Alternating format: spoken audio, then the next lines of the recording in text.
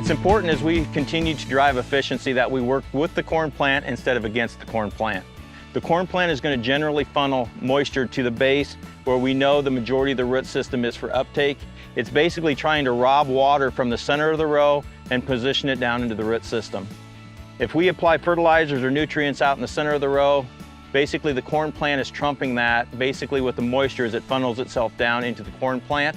And it's just a matter of efficiency as we continue to try to understand how the corn plant works and that we need to work with the corn plant in order to have the best results that we can.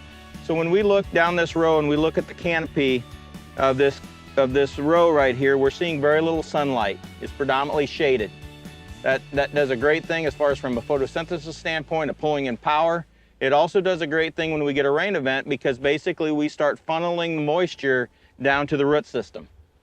And when we start talking about massive amount of water uptake, the corn plant basically says we need to get this water placed in the root system where we can more rapidly uptake it. It's just a lot more efficient.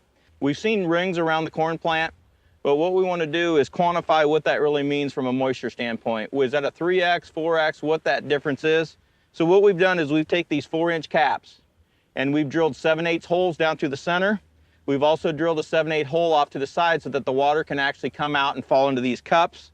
We've basically then taken a hacksaw, we've cut them in half, and then we put silicone on both sides to make sure that we have a really tight seal, and we basically squeezed right around that corn plant with a hose clamp. So we've secured that to be able to make sure anything that comes down that corn plant is collected into that base. We've also put this similar container right in the center to basically capture what's going to be able to fall down through these plants and into the center of the row. We've just had a controlled rain event here through irrigation of about a 1/2 inch of rain. So we're just going to look to see what these plants did with that water and where it placed it.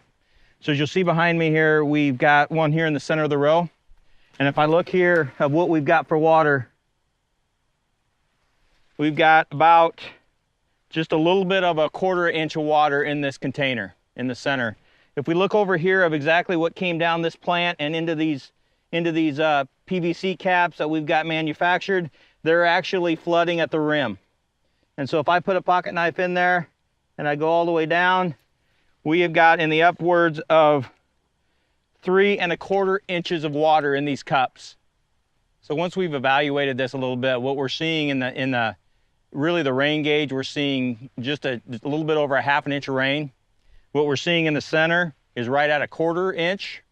And what we're seeing in here is roughly 3¼ inches that was gathered in the same container. So from a field perspective, we ended up with just a little bit more than a 1/2 inch of rain. In the center of the row, we ended up with about a 1/4. In the row, we ended up with about 3¼ inches of rain. So that is what that plant root feels right now, turning that 1/2 inch of rain into nearly 3¼ inches of rain. So when we are in younger corn, prior to full canopy, we may see 4 to 5 times in the row versus in the center, but as this corn continues to develop and shades more and lays out more, we continue to see that go up.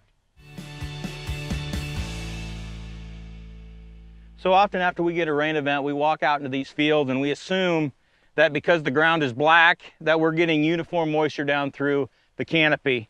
But really, as we talked earlier, just about how corn plants really want to focus on putting their water towards the root system for rapid uptake.